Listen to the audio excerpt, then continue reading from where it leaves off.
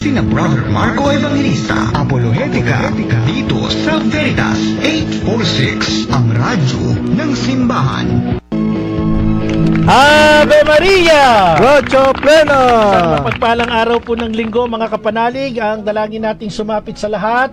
Samahan po ninyo kami sa mga sandali ng pag-aaral sa salita ng Diyos at pagtatanggol sa ating pananampalatayang Katoliko. Ito po si Brother Marco C. Evangelista. The truth has set me free. Ako po si Brother Albert Gales mula po sa Diocese of Imus. Amen. At Brother Albert, ngayong araw na ito ay tatlo ang ating ipinagdiriwang. Una na ay ang ating Happy Mother's Day. Happy Mother's Day po sa lahat ng mga nanay, mamang, mami, mamsi, mudra, Inang. etc. Inang at iba pa. So lahat po ng mga mabubuti, dakilang nanay na nagtaguyod sa aming mga anak, Happy Mother's Day po. Happy Mother's Day. And of course, ngayon din po ay pinagdiriwang natin sa ating Santa Iglesia ang Ascension Sunday, ang pag-akyat sa langit ng ating Panginoong Hesukristo. Kaya Happy Ascension Sunday. At may isa pa, ngayon din po ay ating pinagdiriwang ang World Communications Day. At meron itong tema, Artificial Intelligence and the Wisdom of the Heart Towards Fully Human Communication. Kaya itong linggong ito ay napakadami po nating ginugunita, no? At speaking of nanay, Mother's Day, gusto ko lang i-cite itong bahagi sa Bible, sa Proverbs chapter 31 verse 31. Honor her for all that her hands have done. Ayan, igalang natin siya sa lahat ng mga ginawa ng kanyang kamay. At ito'y walang iba kundi ang mga dakilang kamay ng ating mga nanay. So, lahat ng nanay, no? Lahat ng nanay. Siguro kahit yung medyo may pagkukulang, batiin na rin natin ng Tama, Happy Mother's tama. Day kasi hindi naman magkakaroon ng mga anak kung walang mga nanay, no? Siyempre, pagdasal natin yung mga nanay na nagkukulang. Pero sa kabuuan, ay ipagpasalamat natin sa Diyos ang mga nanay na talagang nag-take care sa atin, Brother Albert. Amen. Pati mo si mama mo. Binabati ko po ng Happy Mother's Day yung aking nanay. So, hindi kami masyadong naghanda ngayon ng bonggang-bongga. Ayun, Oo. talaga may handa pa. Kita mo, at si Brother Albert naghahanda pala. Siyempre, yung butihing may bahay ni Congressman Ading Cruz ng Taguig Pateros District, si Ate Miriam Grace Cruz. Happy Mother's Day po. Nakikinig sa atin si Congressman Ading Cruz. At siyempre, yung ina ng lungsod ng Taguig, no? Ang ating mahal na Mayor Lani Cayetano, Happy Mother's Day. Although siya ay wala pang biological kid, pero yung kabuuan ng Taguig naman ang kanyang anak, kaya Happy Mother's Day. Sa lahat, naging tunay na nanay, naging hindi nanay.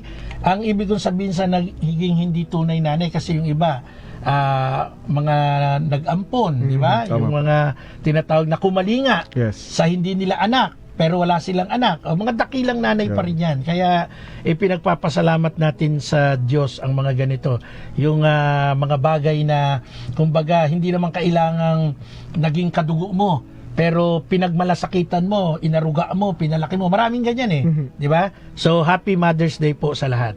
Now, pag-uusapan natin, siyempre, ang nanay ng mga nanay. Yes. Ang nanay ng Santa Iglesia, ang nanay ng ating Panginoon Jesucristo, walang iba kundi ang ating mahal na inang si Maria. Mamaya na tayo babati ng iba pang mga nanay-nanay, no? Correct. Basta, importante, nagse-celebrate tayo para sa kanilang karangalan ngayong araw na ito, no? So, ngayon mga kapanalig, pag-usapan natin bukas, Brother Albert, may dakilang pagdiriwang ang simbahan.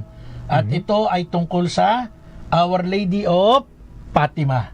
May 13 bukas Tama. Our Lady Fatima. of Fatima. Kaya napaka-importante po sa ating Santa Iglesia ang May 13 kasi ito yung apparition ng mahal na Inang Maria doon sa Fatima, Portugal, kung saan 3 bata ang kanyang pinagpakitaan at dito ay nagbigay siya ng isang aral, ang pagdarasal ng Santo Rosario. Sapagkat ang Santo Rosario, sabi ng mahal na ina, ay magtutulak sa atin patungo sa ating Panginoong Hesukristo. Nakalulungkot lang, Brother Albert, mga kapanalig, na ang Santo Rosario sa pakiwari ng iba, ito daw po ay pagsalansang sa Bible, no? Ito daw po ay mahigpit na ipinagbabawal ng Bible yung pagrorosaryo dahil ito daw po ay labag sa nasusulat. Alam mo ba yung kanilang ginagamit na reference, Brother Albert? Kung Opo. saang bahagi ng Bible? Yung tinatawag nilang huwag kang magro-rosaryo. Ayan. Matthew chapter 6 verse 7. Anong sabi ng Matthew chapter 6 verse 7? Magandang basahin natin. So babasahin po natin Sige, sa pakibasa Biblia. mo. Brother Albert, Matthew chapter 6 verse 7. Ito yung reference nila eh. Opo. Anong sabi? Ang sabi po dito, sa pananalangin, ninyo'y huwag kayong gagamit ng paulit-ulit. No? Na ano? Na panalangin. Aha. So, yung ginagamit po kasi nilang reference, which is maling translation. Maling translation? Maling translation po Bakit? yun. Kasi, ang ginagamit po kasi nilang salita is yung paulit-ulit, na kung saan ito po yung aatake sa banal na rosaryo na ating ginagamit. Ngayon, yung tama pong translation po dito, ang sinasabi po ng Mateo chapter 6 verse 7, sa panalangin ninyo'y huwag kayong gagamit ng maraming salitang walang kabuluhan gaya ng ginagawa ng mga hintil. Ang akala nila'y papakinggan sila ng Diyos dahil sa haba ng kanilang sinasabi. Okay, so ano ang punto dyan? Bakit ito yung kanilang reference? Pagkatapos, paano natin ito sasagutin? Na, kasi bukas sa Our Lady of Fatima, of course, ipopromote natin ang rosary. Actually, hindi lang bukas. Mula pa nung May 1, kasi tinatawag nating Flores de Mayo. So every day, every night, sa mga parokya, iniipon ng mga bata, ang mga kadalagahan, kabinataan, lahat. Nagro-rosaryo tayo every night, no? Sa mga parokya dahil nga sa Flores de Mayo. So kung ang referensya ay maliwanag namang sinasabi na huwag kayong mananalangin ng paulit-ulit, tapos ang rosaryo ay paulit-ulit, hindi ba kumukontra sa Bible yan, Brother Albert? Ayun. Kumukontra na kung saan sa maling interpretasyon Paano mo ng mga paano mo kapatid naman nating nasabing protestante. maling interpretasyon? Very loud and clear naman. Binasa natin, binasa Kasi- mo. Ikaw mismo nagbasa eh. Huwag kayong mananalangin ng paulit-ulit. Anong ano doon? Ano ang hindi mo naiintindihan doon? Ang rosaryo nga paulit-ulit eh. So, hindi naman po masamang magdasal ng paulit-ulit. Bakit? Bakit? Sapagkat ang ating Panginoong Jesucristo mismo ay nagturo sa atin ng panalangin Ama namin na siyang pinagdarasal, na siyang dinadasal natin tuwing tayo ay nagro-rosaryo. Pero isang beses lang naman tinuro ni Jesus yun. Nasa Bible din, dyan sa binasa mo. Same chapter yan eh. At Pero inuulit-ulit din ninyo. natin. Kaya nga, di masama nga. Kasi sabi ng Bible, huwag kang manalangin ng paulit-ulit. Pagkatapos ikaw, kayong mga Katoliko, paulit-ulit yung Ama namin ninyo. Ba't ilang beses ba tinuro ni Jesus sa Bible yan? Isang beses lang eh. Kayo dinadasal nyo, 6 na ulit eh.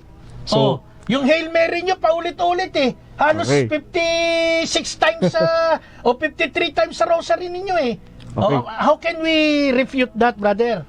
ang sinasabi po kasi dito ng mga kapatid nating protestante, yung Matthew chapter 6 verse 5, Verse 6. verse 6, 13, 7 lang. verse 7, ang tawag doon para sa akin, sinalaula version. No? Bakit? Ang sabi kasi dito, ang panalangin ninyo, huwag kayong gagamit ng walang kabuluhang paulit-ulit. Ito po kasi yung patunay. Sa original na talata sa Griego, ang salita na makikita sa talata ay batologeo. Ano ba Nang ibig pong sabihin ay dumaldal o gumamit ng maraming salita ng walang katuturan. At ito po yung mas malapit sa salin ng Matthew chapter 6 verse 7. Yes, opo. So ibig sabihin, ganito yung punto, mga kapanalig. 'Di ba? Ini-insist ko, nag-example ako yung protestante. Alam niyo ang mga protestante, very ano yan eh. Ano ta dito, hardcore yan eh. Pag tumira yan, the way na ginagawa ko ngayon kay Brother Albert. Paulit-ulit nga ang dasal ninyo Nakalagay nga sa Bible, wag manalangin ng paulit-ulit. Pagka tinignan mo ang rosaryo, paulit-ulit talaga. Now, ang tanong, paano natin yan i-refute? Paano natin yan sasagutin? Tama yung puntong binigay ni Brother Albert, yung original na wika na Grego ay batulogeo. Ibig sabihin, huwag kayong gumamit ng maraming salita. Pero mga kapanalig, be careful. Kasi doon sa pagbabasa ng Bible, akin na nga yung Bible mo, Brother Albert, sa pagbabasa po ng Bible, pag inintindi nyo mabuti yung teksto, nakalagay dyan, huwag kayong mananalangin ng paulit-ulit na walang kabuluhan. Ang problema po ito, namimislead tayo sa Yes. pagbasa, yung pag-intindi ng teksto. Pag ang nagbasa ay mayroong sense na umatake, ang sasabihin niya lang, ang bibigyan niya lang ng emphasis, huwag kang manalangin ng paulit-ulit, period. But the truth is, wala pong period yon. Sa halip, ang nakalagay po doon, huwag kayong manalangin ng paulit-ulit na walang kabuluhan. Ang naha-highlight, pag ang nagbasa ay aatake, huwag manalangin ng paulit-ulit. Pero ang totoo, pag inintindi yung buong teksto, huwag manalangin ng paulit-ulit na walang kabuluhan. So ang masama doon sa Matthew chapter 6:7, manalangin ka ng paulit-ulit na walang kabuluhan. Now, kung yan ay ititingnan natin sa konsepto ng rosaryo, hindi ho angkop gamitin sapagkat ang rosaryo po ay panalangin na punong-puno ng kabuluhan, kaya magkaiba yon. Iba yung atake, panliligaw, iba yung ginagawa natin, iba yung nasa loob, iba yung konsepto ng Santo Rosario. Shout out Sister Lucerna Norma Torres from Dubai, United Arab Emirates. Magandang hapon po sa inyo dyan. Magandang hapon, ha. Ingat po kayo mga kapanalig nating nasa Dubai, UAE, katulad ni Sister Lucerna Norma Torres. Armando Nordan, mabuhay ka, brother. Okay. So, ito na. Di, doon pa lang po sa atake, may mali na agad, Brother Albert. Opo. Kasi, ang sabi ng Bible, huwag kayong manalangin ng paulit-ulit. Sabay bato sa Catholic. Oh, kita na ninyo, nananalangin kayo ng paulit-ulit. Yung rosaryo nyo, paulit-ulit. Pero nakakalimutan nating tutukan kung ano yung hina-highlight nila at ano yung laman. Kasi oo, ang rosaryo paulit-ulit. From the very start, yan, Hail Mary, 10, 10, 10, tapos may 3 pa. Tapos yung glory be natin, bawat dulo ng beads. Yes. Our Father natin, dulo ng beads. Totoo naman paulit-ulit, hindi natin dinideny. Pero ito ba'y labag dun sa Matthew chapter 6 verse 7? Hindi po. Kasi magkaiba ng tinutukoy, magkaiba ng tinutumbok Dahil ang rosaryo, hindi mo pwedeng ituring na walang kabuluhan. Samantalang ang nakalagay sa Bible, huwag manalangin ng walang kabuluhan. For example, Brother Albert, sa cross, ano ba nire-recite natin doon? Yung unang part, ano sabi natin? Apostles' Creed. I Ano believe sabi? in God, the Father Almighty, Creator of heaven and earth. Okay. Ito ba'y nasa Bible? Opo. Tingnan ninyo yung Genesis chapter 1. Nandun yung creation, di ba? Sumasampalataya ako sa Diyos sa makapangyarihan sa lahat na may gawa ng langit at lupa. Sumasampalataya naman ako kay Jesucristo, isang anak ng Diyos. Dapat ka ba sumampalataya kay Jesus? Yes, Yun ang amen. instruction ni Apostol Pablo, di ba? Opo. Sabi nung kawal dun sa bilangguan, paano po ako maliligtas? Sumampalataya ka sa Panginoon na maliligtas ka, ikaw at ang buong sambayanan mo. Sumasampalataya ako kay Jesus. Nasa Bible po Hanggang matapos yan, ang dulo niyan, hanggang sa buhay na walang hanggan. Naniniwala ka ba sa buhay na walang hanggan? Yes po, Diba, naniniwala po ako. Sabi ni Pablo sa unang Korinto, chapter 11, ano sabi niya? O 13, kung ikaw ay naniniwala lang sa buhay na ito, ikaw na ang pinakakawawang tao sa mundo. So, ibig sabihin, dito pa lang po sa cross, pag inintindi nyo laman nito, hindi mo pwedeng sabihin na walang kabuluhan to, punong-puno ito ng kabuluhan kasi this is an expression of your faith, no? Ito yung tinatawag na pagpapahayag mo ng pananampalataya. Okay, punta tayo sa unang bid. Ano ba unang bid, Brother Albert? Ama namin. O, saan ba nakalagay yan? Di ba? Nakasulat yan saan? Sa Matthew chapter 6, di ba? So, ang liwaliwanag po na ito ay nasa Bible din. And then, Hail Mary. Hail Mary, full of grace, the Lord is with you. Blessed are you among women, and blessed is the fruit of thy womb, Jesus. Kanino galing yan, Brother Albert? Yung Hail Mary, full of grace, the Lord is with you. Kanino galing na Saint salita? Michael the Archangel. Saint nasa Bible Gabriel, po yan, nasa Archangel. Bible? Yes, nasa Bible po. Saan makikita?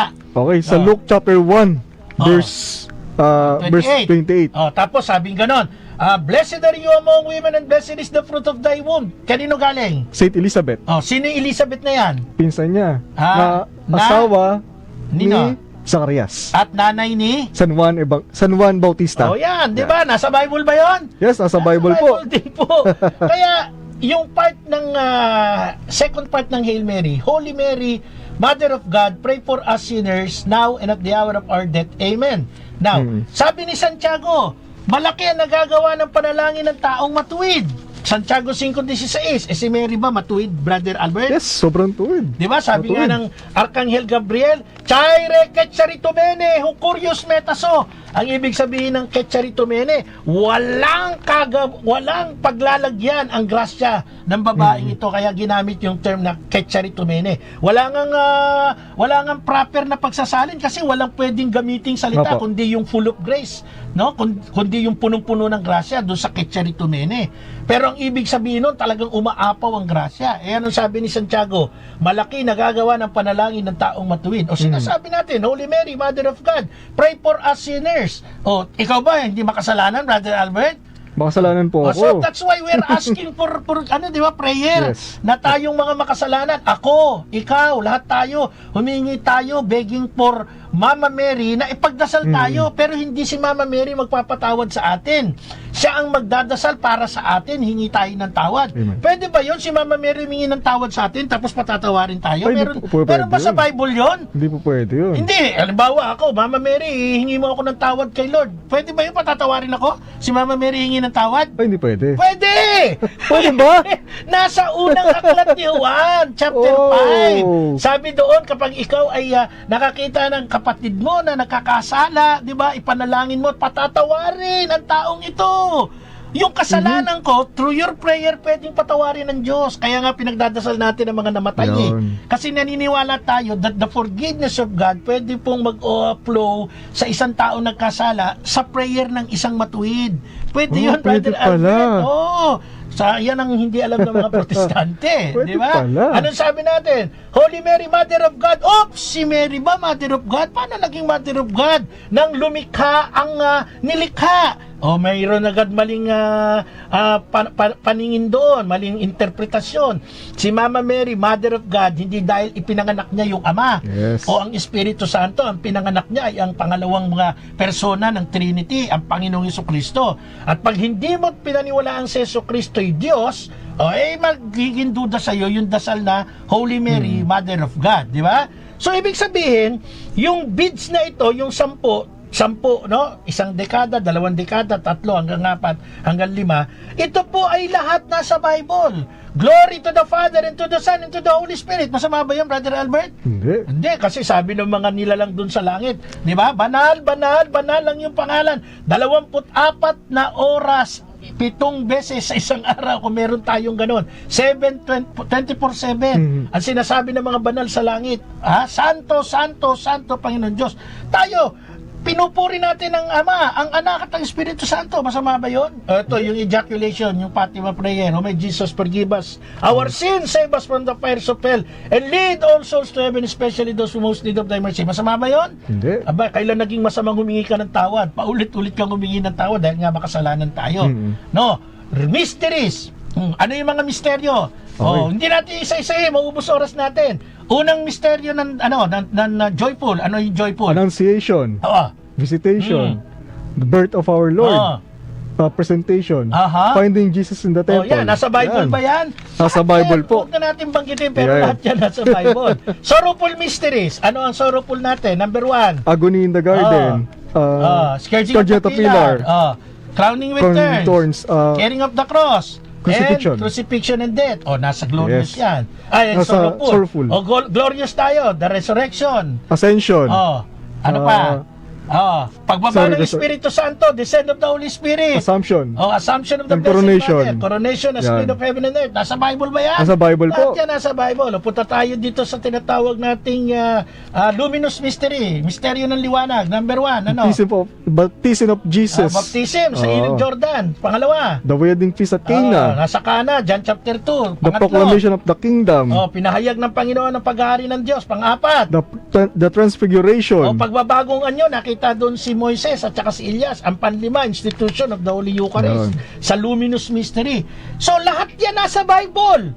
Kaya ang rosary, munting Biblia ito. Bakit munti? Isipin mo, ito bang Biblia ang hawak-hawak mo, Brother Albert? Kaya mo bang ilagay sa bulsa mo to? Hindi kaya. Hindi, pero itong rosaryo, kaya mong ilagay sa bulsa mo, munti. Pero ang laman nito, siksik, liglig, umaapaw, lahat nasa Bible. Kaya pag sinabi mo yung Matthew chapter 6 verse 7, huwag ka manalangin ng paulit-ulit, aatakihin mo ang rosaryo, hindi mo alam yung sinasabi mo. Wala kang kaalaman doon sa binabatikos mo. Kasi ang rosaryo, munting Biblia, munti dahil kaya handi.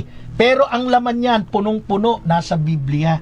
No, lahat, wala kang ituturo sa akin, Brother Albert, mga kapanalig. Kayong mga protestante, wala kayong ituturong part ng Bible na wala sa Bible. Wala sa rosary. Walang part sa rosary na wala sa Bible.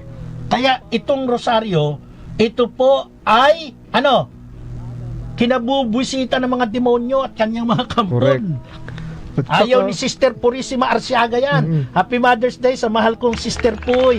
Nandyan sa Italy. Happy Mother's Day. Lagi nagro-rosaryo yan bago pumasok ng kanyang gawain, ng kanyang opisina sa Roma. Nagro-rosaryo muna yan si Sister Purissima Arsiaga. Isa sa ating tagapagtaguyo dyan. Mabuhay po kayo. Brother Albert? Tsaka napapansin. Kontento ka ba sa paliwanag ko na ang rosaryo nasa Bible? Sobrang kontento. Kasi pag hindi ka na kontento, isa-isayin natin yan, mauubos oras natin Correct. Diba? Engineer Marlon, mauubos oras namin dito, di kami matatapos sa rosaryo kasi lahat ito nasa Bible. Ito pa, Brother Albert, bago ako matapos, ibibigay ko sa iyo yung floor. Ang rosaryo po, mga kapanalig, isang paglalakbay natin yan. Paglalakbay natin, storytelling yan, nakikinig tayo sa nanay ng Panginoong Jesucristo, sa mga kaganapan, sa mga tagpo ng buhay ng ating tagapagligtas. Kaya yung Paschal Mystery ni Jesus nasa Bible. Mula sa kanyang kapanganakan hanggang sa kanyang kamatayan, hanggang sa kanyang pag-akyat sa langit, hanggang sa ibang evangelization niya. Lahat ginawa niya. The first miracle, nandito po sa Holy Rosary. Kaya ito, habang nagro-rosary po tayo, alam niyo kung bakit 10-10 tapos misteryo? Kasi po, itong 10 ito ay preparasyon natin, paglalakbay natin para makapag-contemplate tayo, makapag-meditate tayo sa misteryo ng buhay ni Jesus. Kasama ang ating mahal na Inang Maria. At itong 10 ito, mga kapanalig, meditative prayer po ito, meditative. Ibig sabihin, nagmumuni-muni tayo. Kaya yung mga nagdadasal ng rosaryo, huwag kayong parang inahabol ng mga impacto. Pag nagdadasal Ginoong Maria, pupuno ka ng klase ng Panginoon Diyos. Hindi nyo kinakailangan maging ganon. Dapat i-digest nyong mabuti yung pagmumuni-muni para maganda nating marating yung unang misteryo o tagpo sa buhay ng ating Panginoong Jesucristo. Kaya ang rosaryo po is not only munting Bible. Ito po contemplative, ito po ay catechetical, no? At ang buong laman po nito, ang buong laman ay literal po na nasa Bible. Kaya pag nagrosaryo kayo, nag-Bible study din kayo at the same time, Brother Albert. O kasi pinagninilayan kasi natin maigi yung buhay ng ating Panginoong Jesucristo. At may napapansin ako sa mga kapatid nating protestante. Kasi pag nagdadasal sila, kumbaga, ang atake nila sa atin, yung paulit-ulit na dasal.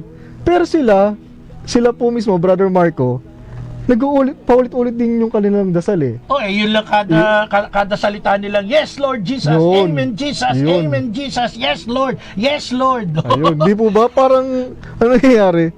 Yung bato nila sa ating mga Katoliko, bumabanda sa atin. Pero at least yung bumabanda sa kanila. Bumabanda, no? Pero at least tayong mga Katoliko, talagang very substantial yung pagdarasal natin ng Santo Rosario kasi nga hindi lamang tayo nagdinilay kundi ipinagdarasal natin hindi lamang po yung sarili natin o yung mismong personal intention kundi para sa lahat, most especially. Actually, may nagtanong nga sa akin one time, Brother Albert, sabi nga nun paano po yung mga hindi Katoliko? Kayo mag-alala, pinagdadasal yes, kasama po kayo kasi doon. Doon sa ejaculation, yung Fatima prayer, sabi natin, di ba, pati yung mga namatay. Forgive us our sins, save us from the fires of hell, and lead all souls to heaven. Maliban kung wala siyang kaluluwa. Yun. Hindi siya kasama doon sa mga pinagdadasal natin. Mga kapanalig, nasa ikalawang bahagi na po tayo ng ating palatuntunan, Apolohetica.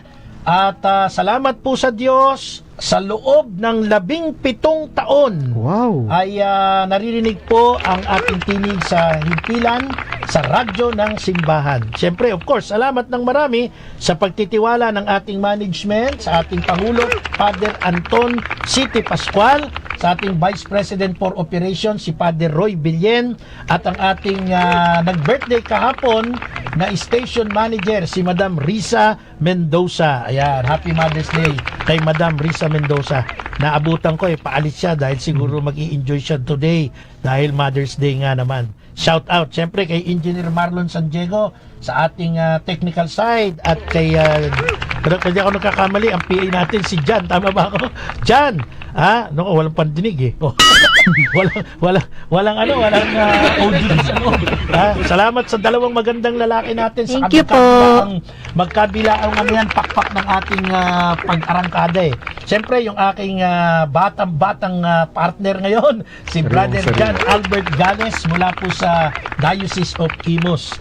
Yung 17 years, siyempre, bibigyan ko ng kredito, 16 years kasama natin ang ating mahal na yumaong kapartner, si Tatang Larry Lam Kumalyari, na nag-fifth month ng paggunita sa kanyang pagpanaw nung ika-10 nitong buwan na to kasi nawala siya December 10, 2023. Hindi inabot ng Pasko si Tatang. Oo.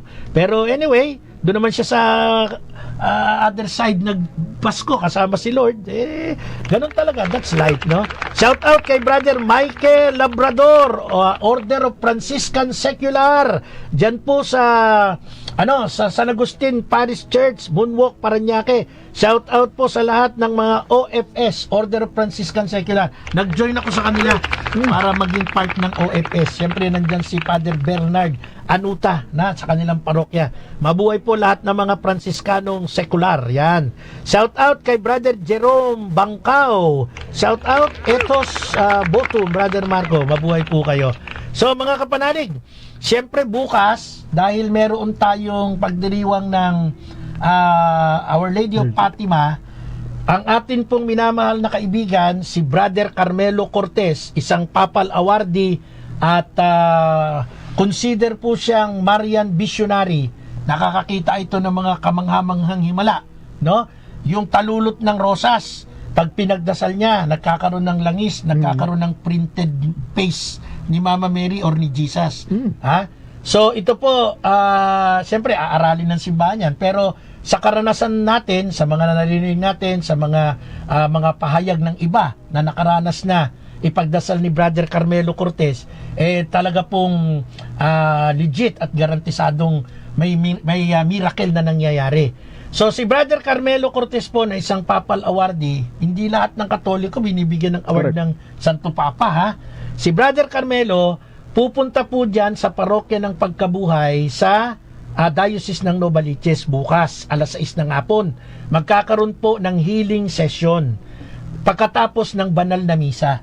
So lahat po ng mga kapanalig nating nakakarinig na malapit kayo dyan sa Diocese ng Novaliches, partikular sa parokya ng Pagkabuhay, bukas po kapistahan ng Our Lady of Fatima. Dumalo po kayo ng misa at pagkaraan po ay ang tinatawag na healing session sa pamamagitan po ni Brother Carmelo Cortez na isang Marian Visionary at isa rin pong papal awardee. At nakatitiyak po ako sa inyo, makakaranas kayo ng himala. Kaya kita-kita po kayo doon. Hindi tayo Kita-kita tayo pala. Kasama pala ako doon. Brother Major Carmelo Cortez, mabuhay ka. Siyempre, yung aking mahal na seminaryan, si Brother Joji Monson de la Cruz. Alam ko, yan ang kanilang parokya. Parokya ng Pagkabuhay, Mabuhay ka, Brother Joji de la Cruz. Ina-announce na natin. Pakibanggit mo nga, anong pangalan ng kura paroko dyan na magmimisa bago magkaroon ng healing session si Brother Carmelo. At maibanggit din natin sa ating programa. Okay, so balik na tayo sa ating talakayan, habang inintay natin yung banggit ni Brother Joji Monson de la Cruz dyan sa parokya ng Pagkabuhay. Ganito, ang rosaryo talaga pong hindi questionable kung paulit-ulit man siyang ginagamitan ng dasal. Ito pala si Father Ross de la Cruz, SSCC. Yun yung kanyang pangalan, yung kura paroko sa pagkabuhay. Reverend Father Rossi de la Cruz. Mukhang malapit na yung Reverend Father Joji Monson de la Cruz magkatunog kasi graduate naman na to ng theology. Malapit na tong mag-pre-diaconate, maging diakono at maging pari. Pagdasal natin, maging pari na si Brother Joji de la Cruz. Brother Doy Pahardo, pabati ng Mother's Day ang misis ko, si Babes Pahardo. Nakikinig siya ngayon sa inyo. Ay, opo, salute po sa inyo, Brother Doy. Diyan po sa parokya ng San Roque na nagdiwang naman ng 60 years anniversary under Reverend Father Robert de la Cruz. Diyan po sa Baluarte, Gapan, Nueva Ecija. Siyempre, nandyan din yung kanyang napakabait at magandang sekretary, si Miss Juby Zamora. Ayan. And speaking of Zamora, kay Mami Mimi Zamora, ang mother dear ni Congresswoman Amparo Pami Zamora ng 2nd District of Taguig. Happy Mother's Day po. Shout out Brother Jerome Bangkao. Yan. Shout out sa iyo. Ayan, okay. Eto na. Sila daw yung nagtatanggol ng pananampalataya sa TikTok. Si Brother Jerome Bangkao. Mabuhay ka. Eto na, punta na tayo sa rosary. Yung rosary po, hindi pwedeng ituring na labag sa scripture o sa Holy Scripture. Yung Matthew 6:7, uulit-ulitin po namin, irrelevant na gamitin mo sa rosary. Kasi po ang rosary, ito po'y punong-puno ng laman, samantalang ang sabi ng Matthew 6:7, huwag kang manalangin ng walang laman o walang kabuluhan. Pangalawa, pag pumunta tayo dun sa argumento, huwag manalangin ng paulit-ulit, mali na naman. Kasi hindi ka dapat dun maiwan. Ituloy mo yung kabuuan ng kahulugan. Huwag kang manalangin ng paulit-ulit na walang kabuluhan. Kasi pag ginawa mong argumento sa amin ni Brother Albert, yung panalangin ng paulit-ulit, magkakaproblema kayo, mga protestante. Bakit? Basahin mo, Brother Albert, itong Mateo chapter 26, verse 26 hanggang 44. 36 hanggang 44. Pakibasa po. At sinama sila ni Jesus sa isang lugar na tinatawag na Getsemani. Sinabi niya sa kanyang mga alagad, dito muna kayo, mananalangin ako sa dako roon. Pagkalayo ng kaunti, nagpatira pa siya at nanalangin, Ama ko, kung maaari, ilayo mo sa akin ng saro ng paghihirap na ito. Gayunman, huwag ang kalooban ko, kundi ang kalooban mo ang mangyari. Nagbalik siya at dinatnan niyang natutulog ang 3 alagad. Sinabi niya kay Pedro, talaga bang hindi kayo makapagpupuyat na kasama ko? Kahit 1 oras naman lamang? Muli siyang lumayo at nanalangin, Ama ko, kung hindi maialis ang sarong ito nang hindi ko inumin, mangyari ang iyong kalooban. Muli siyang nagbalik at dinatnan naman niya silang natutulog. Sapagkat sila'y antok na antok. Iniwan niya ang 3 alagad at muli siyang nanalangin. Ano sabi? At iyon din ang sinabi. Pakiulit mo nga yun. Muli siyang nanalangin. At muli siyang nanalangin. At iyon din ang sinabi. So ano ibig sabihin nun? Repetitive. Yan. At muli siyang nanalangin, ang content ng kanyang prayer, yun din ang sinabi. Kaya paulit-ulit yun. Repetitive yun. Kaya nga sabi ko, pag ang argumento ng protestante, dinala nila dun sa point na wag masamang manalangin ng paulit-ulit, may problema kayo. Bakit? Kasi si Jesus nanalangin ng paulit-ulit. Dagdagan pa natin si Apostol Pablo, 2 Corinto 12:8. Tungkol dito, 3 ulit kong idinalangin sa Panginoon na alisin ito. Ulitin ko po Tungkol dito, 3 ulit kong idinalangin sa Panginoon na alisin ito. Pakibasa mo sa English, brother. Okay. Ayan, nakalagay sa English. Ano sabi? Hindi ba nakasulat sa English yung repetitive prayer? Hindi na nakalagay Hindi dyan? po nakalagay. Pero huwag mo nang basahin. Sa Tagalog, klaro naman Klarong-klaro po siya. 3 ulit kong idinalangin sa Panginoon na alisin ito, sabi ni Pablo, 2 Corinto 12:8. Ano ibig sabihin nun? Paulit-ulit. Paulit-ulit. Di ba? Yes. Ngayon, masama bang manalangin ng paulit-ulit? Basahin natin mga talata. Brother Albert, ikaw na magbanggit ng talata. Magsipanalangin kayong walang patid Unang Tesalonica chapter 5 verse 17. Oh, tuloy mo pa. Okay. Manatili kayong palagi sa pananalangin na kayo'y mangagpuyat ng may pagpapasalamat. Colossus chapter 4 verse 2. Sapagkat ang Diyos ang aking saksi na siyang pinaglilingkuran ko sa aking espiritu sa ebanghelyo ng kanyang anak na walang patid na aking kayong binabanggit sa aking panalangin. Ito po ay nasusulat sa Roma chapter 1 verse 9. Okay. Sunod. At ang 4 na nilalang na buhay na may 6 na pakpak, bawat isa sa kanila ay mga puno ng mata sa palibot at sa loob.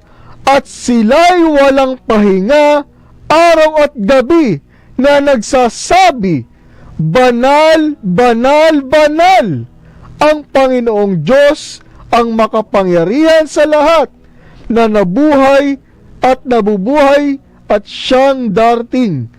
Pahayag chapter 4 verse 8. So, maliwanag yung mga binasa mo, Brother Albert, no? Na ang pananalangin ng paulit-ulit ay hindi po problema sa scripture. Yes. Kasi dito, ang liwanag ng sinabi ni Pablo, manatili kayong palagi sa pananalangin, manalangin kayong walang patid, di ba? Roma chapter 1 verse 9, Colossus 4:2. At yung mga nasa langit, sinabi dito, walang pahinga araw at gabi, ang kanilang dasal, banal, banal, banal ang Panginoon Diyos, ang makapangyarihan sa lahat. Walang pagod. So paulit-ulit po. Kaya hindi issue yung Matthew 6:7 at dadalin mo sa rosaryo. Kasi magkaiba po ang nilalaman dun sa pagkaintindi nyo. Ang ipinagbabawal, manalangin ka ng paulit-ulit na walang kabuluhan. Pero kapag nananalangin ka katulad ni Jesus, at iyon din ang sinabi, sabi ng Mateo chapter 26, at ganun din si Apostol Pablo, 3 ulit kong idinasal ito. Hindi ho masama yung kasi meron pong kabuluhan yung content ng iyong prayer. Diyan po ang punto na ating bibigyang diin. Mga kapanalig, mabilis ang oras. Nasa uling bahagi na po tayo ng ating palatuntunan. Meron po tayong question mula sa ating tagapakinig. Saan po sa Bible makikita na ipinagbabawal maglasing? Pakibasa, Brother Albert, ang Efeso chapter 5 verse 18. Huwag kayong maglalasing dahil nakakasira ito ng maayos na pamumuhay. Sa halip, hayaan ninyong mapuspos kayo ng banal na espiritu. Ayan, maliwanag po ang turo sa atin ng Biblia, no? Huwag po tayong maglalasing. Sabi nga ng Kawikaan, ang pag-inom sa unay kasiyahan, sa ikalaway kahihiyan. Yun. Kaya yung paglalasing, bawal yan. Pero pwede bang uminom? Pwede. Wala naman nung problema. Sabi nga ni Apostol Pablo kay Tito, uminom ka rin, tumikim ka rin ng alak para doon sa problema mo sa tiyan mo. Ibig sabihin, meron din kaakibat na kagalingan ang alak eh. Ang ipinagbabawal, maglasing. Kaya yung mga awit ng mga lasinggero sa baryo, tayo'y maglasing, tayo'y uminom, at kung tayo ay lasing na, matulog na. Kantang mga lasinggero. Engineer, ganun ang kantang mga lasinggero. Bawal maglasing, pero pwede namang uminom. Di ba? Kasi, tawag dito, magkaiba yun eh. Parang lang yan eh. Pwedeng manalangin ng paulit-ulit, pero dapat may kabuluhan. Yun. So, bawal manalangin ng paulit-ulit kung walang kabuluhan. Ganun din yan. Bawal uminom kung maglalasing. Pero kung iinom ka to relax yourself, pwede yun. Di ba? Ganun lang po yung ating tinatawag na analogy dyan. Di ba? Shout out, Brother Danny Mendoza at kay Badis. Ayan, mabuhay ka. Siyempre, may nagpadala dito ng message. Sabi niya, all out support daw siya sa atin. Nasaan na ba yun? Si Brother Jerome Bangkao. Ayan. All out support siya sa atin sa programa. Wow. So, salamat po sa lahat ng mga sumusuporta sa atin. Meron po akong bagong programa sa YouTube. Yung ating bagong platform. Under po ito ng Emmanuel TV Network o yung ETV Network. So, kung kayo po ay tumitingin sa YouTube, hanapin lang po ninyo yung ETV Network. Yon, yung E as in Echo, tapos Capital Yun TV as in television, tapos network. So hanapin niyo po yung aking programa doon, Defend the Faith. Defend the Faith. At yan po ay ating pasasalamat sa isang batikang movie director, si M7 Ben Yalung. Yan yung gumawa ng pelikulang Kristo, pinagbidahan ni Matranillo III, at saka yung Divine Mercy, Sister Faustina, pinagbidahan naman ni Rose. Ano yan? Sino yung magandang yung gumanap na Sister Faustina sa Divine Mercy?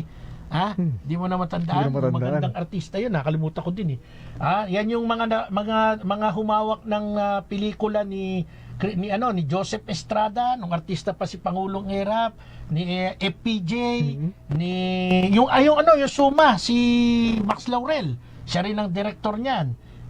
Siya rin ang director nila Senator Bong Revilla. Maraming artista hinawakan. At ako ngayon ang hawak niya. Artistahan ka naman Thank you po sa ating mahal na director, Direk Ben Yalung. At syempre, true Brother Carmelo Cortez na nag-introduce sa akin doon. Shout out kay Justice Harriet Demetrio, kaibigan natin yan. Syempre kay Justice Erlinda Uy, yan, ng Supreme Court, at regular member ng Judicial Bar Council. Mga kaibigan natin, ganun lang, Brother Albert Shout out. Big time. Okay. Ay, syempre, mahal natin kaibigan, si Dr. Eric Padilla. Napaka-pogi. Meron na kami inaayos ngayon. May malaki kaming problema ni Dr. Eric sa kumari ko nako, ewan ko ba. Shout out po, Dr. Eric. Ayan, mabuhay po kayo. Napakabait na tao niyan. Ay, mabait talaga. Pogi pa, parang ako. Mas pogi ako sa inyo. Ayun. Dok, pagbigyan na natin to. Sige, mga kapanalig. Puntahan natin yung rosary. So, klaro naman po siguro sa atin na napakinggan ninyo. Ang rosary po, ulitin natin, hindi po to kontra sa Bible. Kasi ito po mismo yung munting Bible. Ang laman nito mula sa cross hanggang sa dulo ay galing sa Bible.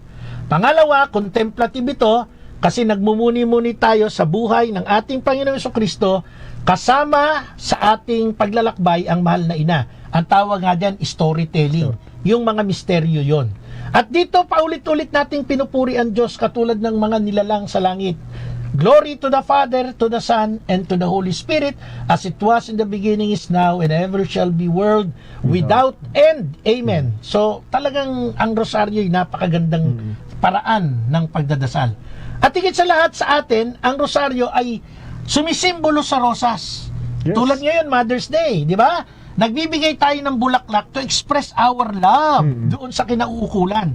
So, ang bawat beads ng rosary, ang bawat butil nito ay kahalintulad ng rosas. Kaya ang tawag natin dito ay River of Roses, River of Roses. Kaya nga rosa, ibig sabihin rosas, rio, stream, yung ilog, River of Roses. Pinapadaloy natin yung mga rosas na yan patungo sa ating Panginoon sa pamamagitan ng mahal na Inang Maria. Ngayon, alamin natin, kailan ba naging aktibo ang debosyon ng Santo Rosario sa loob ng Santa Iglesia Katolika? Noong unang panahon, may mga mongi ang ginagawa nilang way ng pagdarasal, yung 150 na ama namin. Yes. At gumukuha sila ng mga bato-bato, butil-butil, para meron silang monitoring kung natatapos ba nila yung 150 na pag-usal nung ama namin.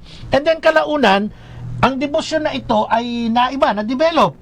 At dito nga nagkaroon ng tinatawag na pagpapakita ang mahal na Inang Maria kay Santo Domingo de Guzman. Ang mahal na Inang Maria, doon po sa bahagi ng September 12, 1213, habang si Santo Domingo de Guzman ay nakaluhod at nagdadasal sa harap ng simbahan ng St. Jacques, doon nagkaroon ng aparisyon ng mahal na ina, at sinabi niya kay Santo Domingo de Guzman ang isang paraan ng pagdadasal na magiging kalugod-lugod para sa kanyang anak. At ito na nga po ay ang Santo Rosario. Diba? At ito ay hinango doon sa tinatawag nating Battle of Muret.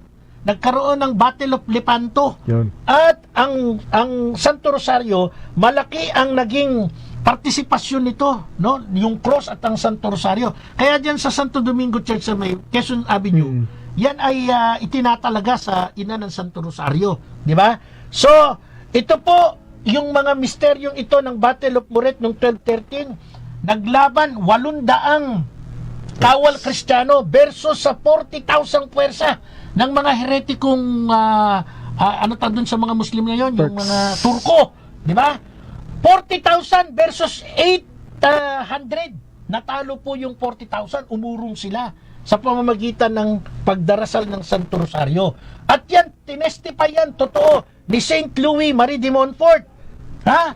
Meron tayong mga testimony, hindi pwedeng invento lang. Correct. Ha? Ang ating mga tala ng kasaysayan, recorded po yan. At no one can question kasi lihitimo talaga yan. Now, nung mamatay si Santo Domingo noong 1221, ang debosyon po medyo nagsubside.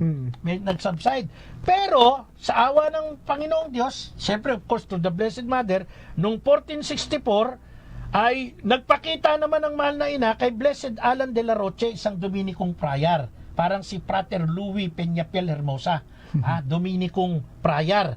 At mula noon, itong si Alan de la Roche, Blessed Alan de la Roche, ay ipinalaganap niya ang debosyon sa Santo Rosario hanggang nang siya'y mamatay noong 1475. At dahil sa masigasig na apostolado ni Blessed Alan de la Roche, sa pamamagitan ng direktang patnubay ng mahal na ina ng Reyna ng Santo Rosario, lumaganap ng lumaganap yan. Kaya nga po, noong 1571, October 7, si Pope Pius V ay nagdeklara ng kapistahan ng Santo Rosario bilang pasasalamat sa paggunita ng isa pang tagumpay na nakamit. Yun nga, doon sa digmaan sa Lepanto, bukod pa doon sa Battle of Muret. At ng araw ng unang linggo ng Oktobre, nagapi naman ng Christian Crusader sa pangunguna ni Don John Austria ang madugong lapanan sa malaking puwersa ng Ottoman Turks. At bago ang sagupaan ng mga Christian Crusader, sila po ay nagdasal at nagapi nila ang mga Turko. Kaya Brother Albert, sa kasaysayan, paano nangyari noong 1573? Noong 1573, ang orden ng mga Dominikano ay humiling kay Pope Gregory XIII na ang kapistahan ay marapat ipagdiwang sa lahat ng mga simbahan sa mundo at dapat ding magkaroon ng dambana na nakalaan sa Santa Rosario.